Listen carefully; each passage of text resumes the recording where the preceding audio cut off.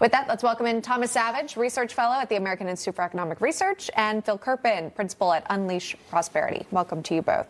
Thomas, what's going on here with Apple? Do you think this truth will increase the pressure, knowing that you've got potentially tariffs on the line?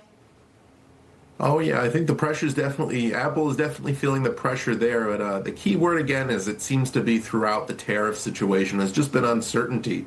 You've seen a roller coaster ride this week in the bond markets with the credit downgrade, and then with these threat of tariffs and the updated timeline of the tariffs. You know, you have investors flocking to the to bonds now as a safe harbor, and it's really folks are trying to get their feet under them, but if we keep seeing these kind of shoot from the hip policies, we're going to be dealing with uncertainty for quite a while. That was the word I was looking for, by the way, at the top of the segment, uncertainty. And that's what investors are feeling right now with the threats of tariffs with Apple iPhone. It is interesting because they're developed in Cupertino, California, but they're constructed and built overseas and then shipped back here. So do they pass that cost, if that does happen, back to the consumer? I don't know if that would even be the smart move, because many people, at least that I know, keep their iPhones now. They don't upgrade every year. So that would cause them to not purchase. That one's an interesting one that I'll watch, because I think more than 50% of cell phone users are iPhone users. But that is not the only tariff being discussed. Trump also taken to Truth Social, quote, this, quote, the European Union, which was formed for the primary purpose of taking advantage of the United States on trade, has been very difficult to deal with. There are powerful trade barriers, VAT taxes, ridiculous corporate penalties, non-monetary trade barriers, monetary manipulations, unfair, unjustified lawsuits against American companies, and more have led to a trade deficit with the U.S. of more than $250 million a year, a number which is totally unacceptable. Our discussions with them are going nowhere. Therefore, I am recommending a straight 50% tariff on the European Union starting on June 1st, 2025. There is no tariff in the product if it's built or manufactured in the United States. Thank you for your attention to the matter. So, Phil, again, back to this. That's big, 50%. And then he put a date on it, and seemingly driving uncertainty here in the markets. But just getting back to this fight with the EU, Trump says it's going nowhere. Your thoughts here, Phil? Well, the new June 1st date contradicts the 90-day pause that we were supposed to have on tariffs. So now he's got a threat of a larger tariff coming sooner. This is pretty bad news. This is pretty bad news economically. We were hoping that we would have significant breakthroughs. There are a number of issues with Europe on trade in particular. Their price control regimes on prescription medicines, which give them a free ride on our R&D, which I know the president has been very focused on. We're hoping that they'll pay more and we can pay less and meet them in the middle.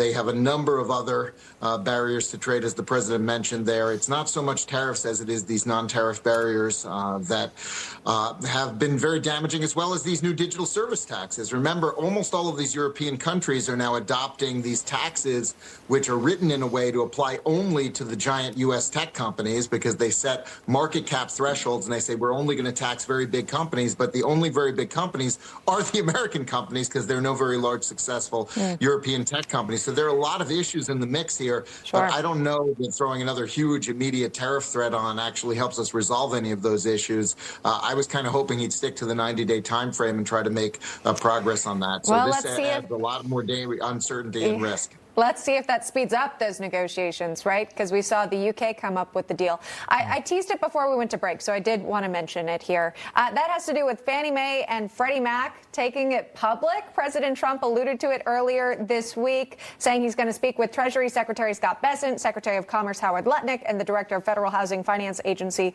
William Pulte, among others, and making a decision in the near future. Fannie Mae and Freddie Mac are doing well, throwing off a lot of cash, and the time would seem to be right.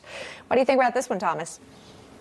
Well, I think it could be, I think privatization and, doing it the right way, increasing competition, reducing that regulatory uncertainty, which has been a big part of the Trump administration, both the previous administration and the current administration. I think if that's done right, it could go well. And, looking at sort of, I know a lot of folks are worried.